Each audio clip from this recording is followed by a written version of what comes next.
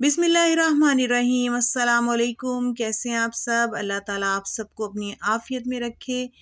आज सर्दियों का मौसम शुरू हो रहा है और जब मैं इतवार बाज़ार गई तो वहाँ पे हर जगह पे साग ही साग, मैंने साग ख़रीद लिया और इसके साथ ही बाथूनी मुझे मिला और इसके अलावा पालक थी जो मैंने एक गड्डी साथ पालक की भी ले ली। तो अब मैं आपको पालक और साग पकाने का तरीका बताऊंगी। बहुत ही आसान है और इसी तरह हमारी अम्मी भी बनाया करती थी और बचपन में मैं सोचा करती थी, जब दूर से उनको बैठकर देखती थी ना साग बनाते हुए, तो मैं सोचती थी कि अम्मी तो बहुत सारा साग ज़ाया भी कर देती हैं, पता नहीं कोई चीज़ रख लेती हैं, कोई ज़ाया कर देती हैं। तो अब मुझे इस चीज़ की समझ आती है कि साग जो बनाना भी एक आर्ट है पूरा, और उसमें से सब चीज़ों को आपने शामिल नहीं करना होता, बल्कि जो नरम नरम गंदलें होती हैं उनको हमने निकालना होता है। इस तरह से देखें, आप देख सकते हैं कि बहुत सारी जब मैं उठाती हूँ तो उसमें से नरम वाली गंदल को चुनकर इस तरह से उसके ऊपर से सख्त वाली साइडें उसकी उतार देते हैं और नरम वाला हिस्सा उसका ले लेते हैं। इसके अलावा अगर कोई पत्ता आपको इसका फ्रेश लगे, कोई ज़बरदस्त सा पत्ता हो, तो वो भी इसके साथ मिला लेते हैं। तो इस तरह से गंदलों का मज़े का साग हमारा सरसों का बनकर तैयार होता है। और ये साग पकाना शुरू से लेकर एंड तक के एक पूरा एक आर्ट है। और जिस तरीके से हमारी अम्मी साग बनाया करती थी, अगर उस तरीके से साग बनाए तो बहुत ही टेस्टी लगता है। और इस तरह से देखें, ये सारा साग जो है जो सख्त वाले उसके हिस्से थे वो नहीं इसके अंदर शामिल करने। और दूसरी बात ये है कि साग को बहुत बारीक काटना है और मोटा-मोटा जिस तरह हम अमूमन पालक वगैरह को काट लेते हैं, तो इस तरह से साग को हम बारीकी से काटेंगे। और अच्छा साग बनाने के लिए ये चीज़ बहुत ज़रूरी है। तो इस तरह से आप सारे साग को बारीक काट लेंगे। और अब मैं आपको इसको, अब देखिए सारा साग हमारा बनकर तैयार है और काफ़ी सारा माशाल्लाह से साग हमारा बन गया है। और अब पालक जो है, पालक को भी बनाने की मैं आपको एक इजी टिप बताती हूँ कि ऊपर से इसके जो हिस्सा है ऊपर का काट दें और बहुत ही इजीली फिर आप इसके पत्तों को इस तरह से इकट्ठा करके, तो साफ साफ जो पत्ते होते हैं सही से उन सबको इकट्ठा करके तो आप इसको भी काट सकते हैं। तो इस तरह से पालक को भी मैंने बना लिया है। ये असल में 3 गड्डियाँ जो थी वो साग की थी और 1 अदद पालक की थी। तो अब साग जो है मैं उसको आपको धोने का भी इजी वे बताती हूँ। इस तरह से एक हमने बास्केट ले ली है और इस तरह से बड़ी सी परात में मैंने साग को डालकर इसको, इसके अंदर हमने एक खुला पानी डालना है और उसको अच्छे तरीके से हाथ के साथ इसको हिला जुला कर धो लेना है, साफ कर लेना है। और क्योंकि साग जो है हमने बहुत बारीक काटा होता है, इसलिए इसको इसमें से निकालना थोड़ा मुश्किल हो जाता है। और अगर इजीली आप पहले हाथों से निकाल लें इसके बाद, तो इस तरह से, इस तरह की कोई आप छलनी ले लें और इस तरह से आप इजीली इसको, साग को इस तरह से बाहर निकाल सकते हैं। और देखिए इस तरह से मैंने सारा साग जो है इसी तरह से धोया है और इसमें से फिर ज़रा सा भी साग जो है वो पानी के अंदर वेस्ट नहीं होता। और इसी तरह से एक दो पानी जो हैं मैंने इसके अंदर से धोए हैं और पानी जो है अब साग का बिल्कुल साफ़ होना शुरू हो गया है। और इस तरह से 3 पानी मैंने साग को धो दिया है। और इसी तरह से अलग से हम पालक धो लेंगे और पालक और साग भी इकट्ठा नहीं काटना चाहिए, अलग अलग काटना चाहिए और अलग होना चाहिए, क्योंकि पालक जो होती है वो थोड़ी ज़्यादा, उसमें से मिट्टी थोड़ी ज़्यादा निकलती है, तो इसलिए से अलग अलग इसी तरीके से आप सब चीज़ को धो लेंगे। और आप देखेंगे कि फिर कुकर में मैंने साग को डाल दिया है और हमने फ्लेम को कर दिया है ऑन। और साग है उसके अंदर मैंने ये भी ज़रा भी नहीं डाला, ये वही पानी है जो धोने के दौरान इसके अंदर थोड़ा बहुत रह जाता था। और बहुत ज़्यादा स्पाइसेस इसमें ऐड नहीं करेंगे। 4 से 5 अदद मैंने हरी मिर्चें जो हैं उनको डाल दिया है, साबित ही डाल दिया इनके अंदर। और इसके अलावा जाएगा इसके अंदर 1 चम्मच सुर्ख मिर्च पाउडर का। और इसके अलावा हम ऐड करेंगे इसके अंदर नमक हस्बे ज़ायका, मैंने 1 चम्मच इसमें नमक ऐड किया है। अब इसके अंदर हम ऐड कर देंगे 1 गिलास पानी का भी। और अब हम प्रेशर को बंद करेंगे और तकरीबन हमने आधा घंटा इसके अंदर इसको प्रेशर के अंदर पकाना है। और अब आप देख सकते हैं कि आधे घंटे के बाद जब हमने प्रेशर को खोला है तो हमारा साग जो है बिल्कुल बहुत ही अच्छे तरीके से गल चुका है और बहुत ही प्यारी सी खुशबू आ रही है।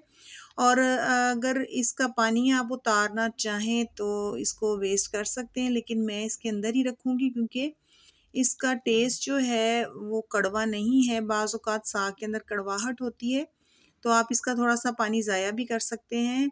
और मैंने जो है ये इसी के साथ इसको पकाया है क्योंकि इसका टेस्ट जो है वो बहुत अच्छा है सरसों के साग का। तो अगर आप चाहें तो आप इसको थोड़ा ठंडा करने के बाद ग्राइंड कर सकते हैं और सकते हैं अच्छे तरीके से।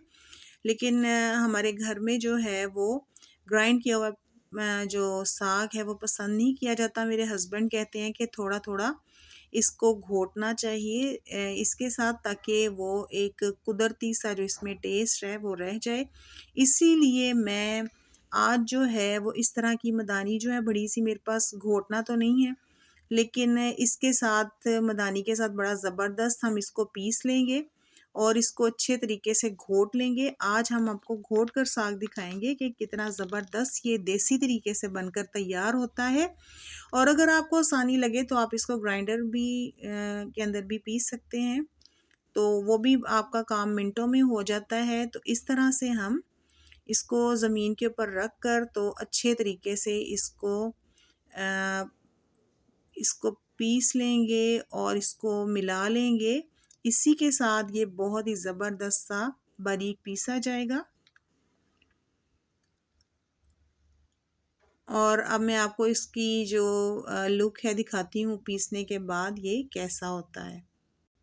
और अब देखें तकरीबन हमने 10 मिनट इसको यहाँ से घोटा है इसके साथ और बहुत ही ज़बरदस्त न साग हमारा तर तैयार हो चुका है और बहुत मुलायम हो चुका है। अब हमने इसमें करना ये है कि हम इसमें थोड़ा सा आटा ऐड करेंगे ताकि इसमें जो थोड़ा बहुत पानी है वो आटे के साथ मिलकर बहुत ही सा हमारा साग तैयार होगा। देखिए इतना सा मैंने आटा लिया है।